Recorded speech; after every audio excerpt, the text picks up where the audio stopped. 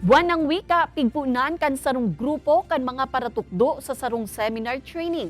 Ang detalye sa report ni Jessica Calinog.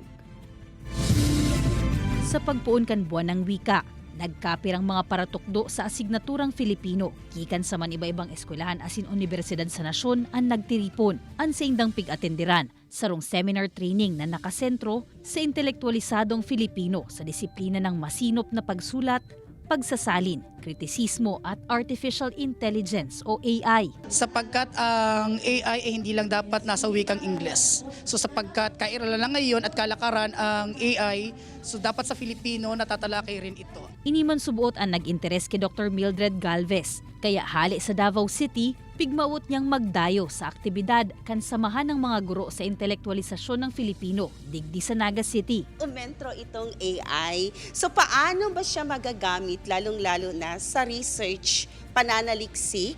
So lalo na sa pagsusulat, ano ba talaga yung kahalagahan? All the way from Catbalogan City, Samarman si Celeste. Sa tabang kan makukuha ang impormasyon sa aktibidad, laom niyang maenkaminaraan sa iyang mga estudyante na urog pang tawan importansya an asignatura asin wikang Filipino. Ito ang nagbibigay ng pagkakakilanlan sa mga Filipino. Kung hindi nagagamitin ng mga makabagong estudyante, parang wala ng Filipino nagagamit nito at unti-unti na itong mabubura. Hasta sa Agosto 4 pa ang aktibidad na inikan sa GIF. Igwaman digding nagpapartisipar sa paagikan online.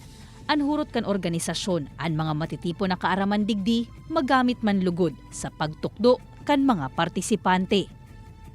Kaibanan si Carlo Abunita, Jessica Calinog, Balitang Bicolandia.